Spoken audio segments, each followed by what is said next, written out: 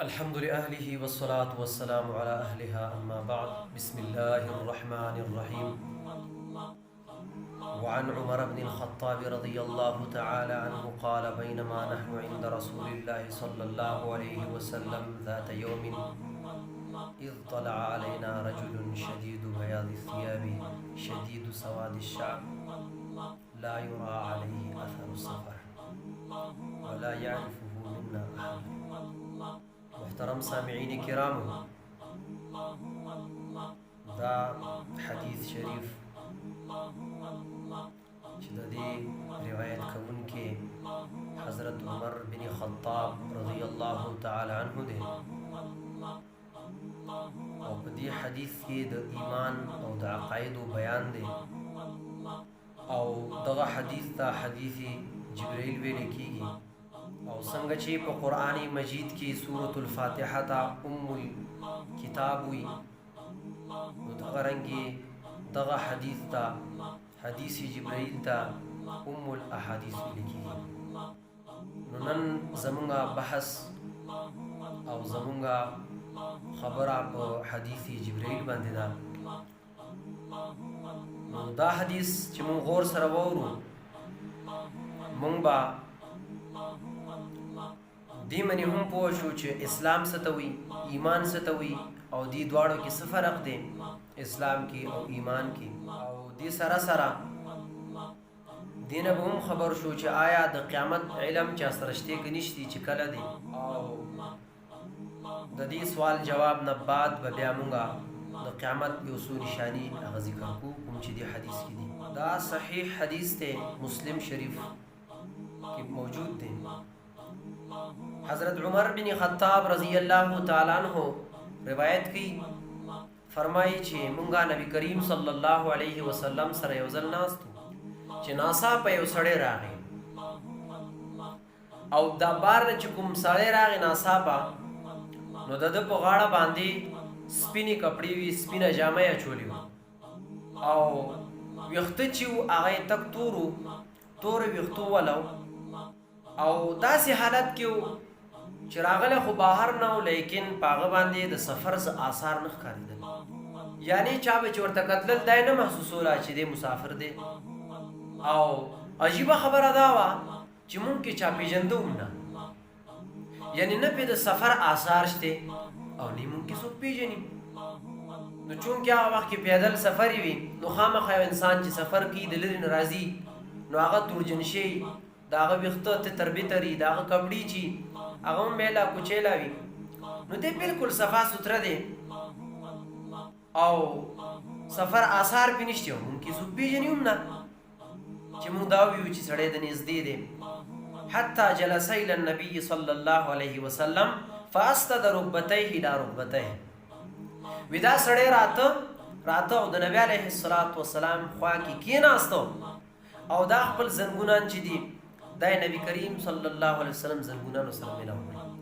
ووضع کفیه علی فخذیه، او بیا یې خپل لاسونه واغوستل د نبی علیه السلام په دې زنګونانو مبارکو یې کېښودل، او یا یې خپلو په زنګونانو باندې کېښودل. دا دواړه مراده ترې کېدی شي، یعنی دومره نږدې کېناست دومره. نو بیا هغه تپوسونو سلسله شروع کړه. دا صحابه کرام ټول په تعجب کې دي، ګوري ورته پیژني نه، ناشنا سړی راغل دی. نو د تپوسونو سلسله چې هغه شروع شوه، وقال یا محمد، نو دا سړی دی دا بهر نه چې راغلی دی، وی ای محمده اخبرني عن الاسلام، ما ته د اسلام باره کې خبر راکا، اسلام څه ته وي.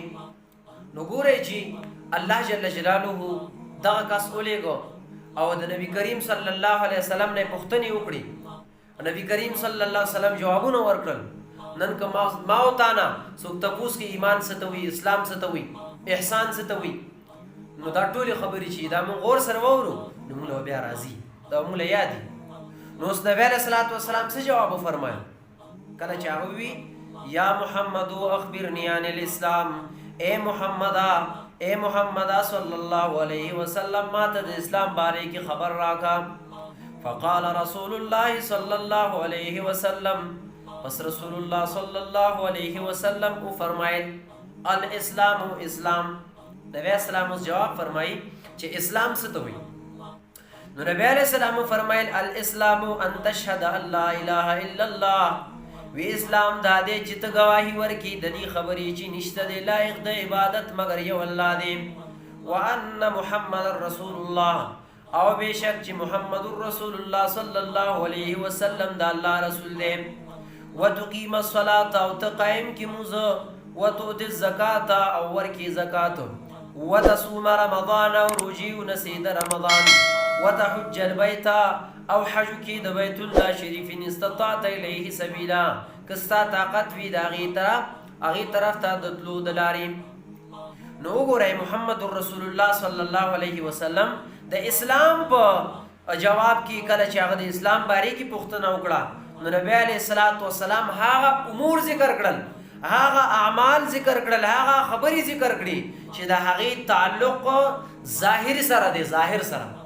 مثلا کلمه ویل اقرار لسانی ظاهری خبره ده، چا کلمه ویل ټولو ته پته لګي، موز کول شو، روژه ټولو ته، زکات ورکول، یعنی اسلام جواب نبی علیه الصلاۃ والسلام هغه امور سره ورکو چې هغه څیزونه ټولو ته ښکاري.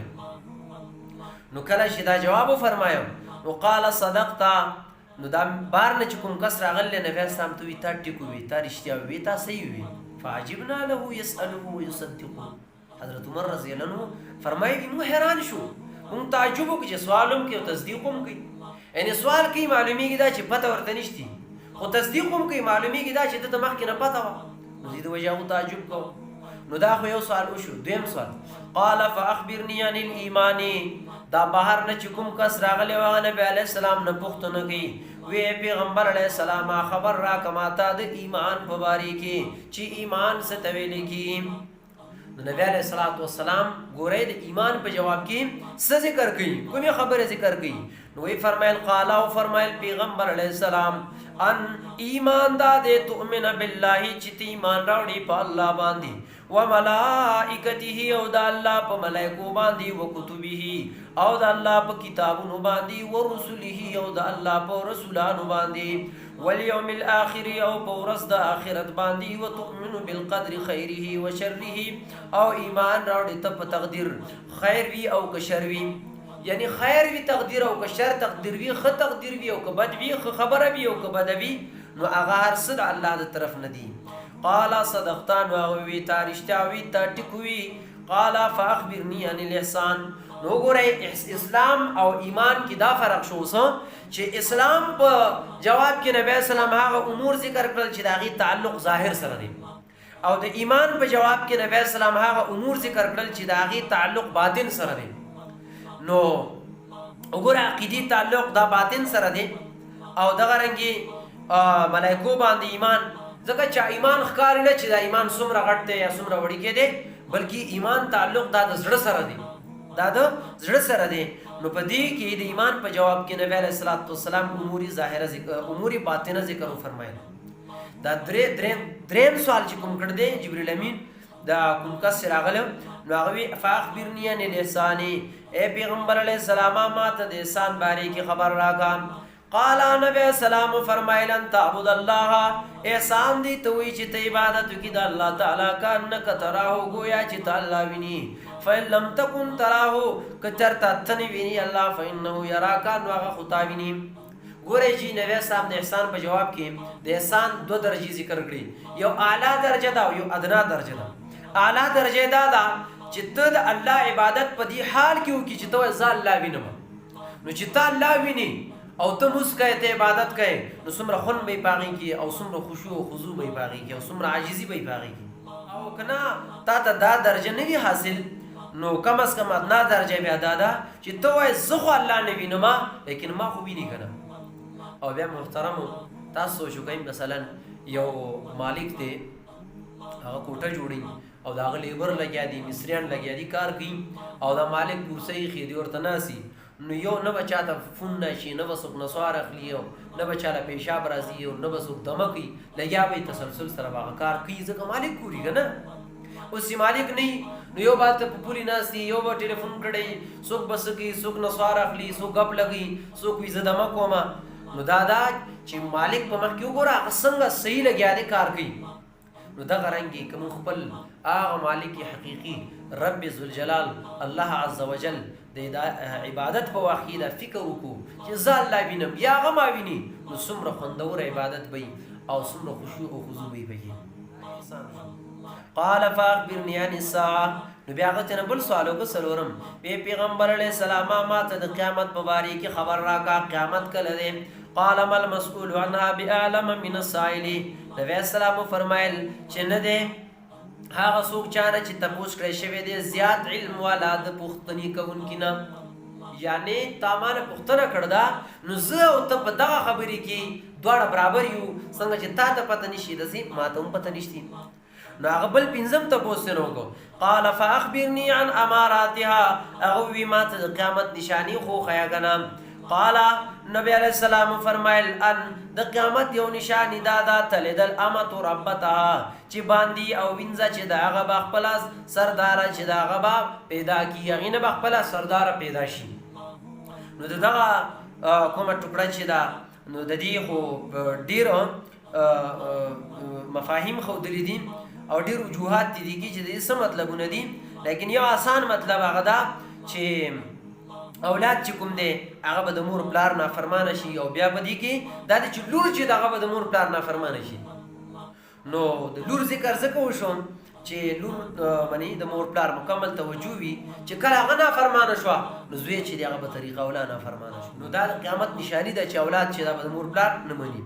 او دویمه نشاني وانه دا تر الحفاة العراة العالة چې ته به ویني ان تر الحفاة العراة العالة خپیاب لخپی بربند او محتاج خلق رعاء الشاهی بزولا سرون کی خلق یتطاولون فی البنیان او بفخر کی په بلډینګونو باندې.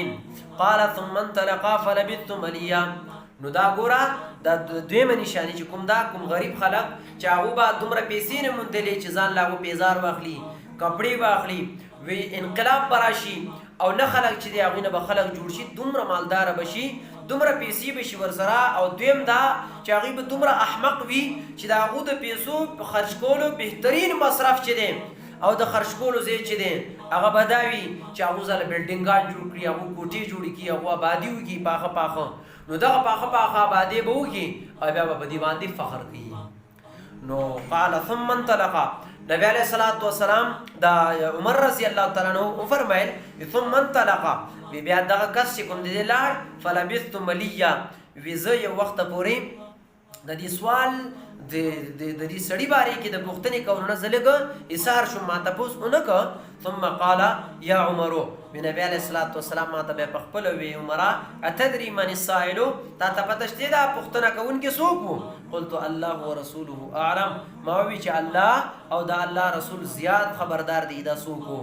قال فانه جبرائیل. نبی السلام فرمایل دا جبرئیل علیہ السلام وو اتاکم يعلمکم دینکم دراغله او تاسو ته تاسو دین خو. نو ګره محترمو دی حدیث کې یو موږ د اسلام باره کې د ایمان باره کې د احسان باره کې دیمنی مونږ پوښو دي سره سره دیمنی مونږ پوښو چې د قیامت علم هیڅ چاته هم نشتی. او پنځمه خبره دیمنی مونږ پوښو چې د قیامت دوه کومې نشانی چې نبی اسلام او خو دلی او دا د قیامت دوه نشانی دي او دیتا وړي نشانی ویل کی دا وړي نشانی دي علامات صغرا کې درازي. نو دا چې دغه حدیث چې د غور سره وورو او دا کوم خبرې چې دي کې دي دا مونږه غور سره زده کړو او ډېر زیاتې خبرې دي کې لیکن داسې وخت نشته چې هغه متاسو ته بیان کو. بس په دې به اکتفا وکړو او صرف دا زده کی زنانه زده کی نو هغې لپاره دا پوره دي. الله دې عمل کړو.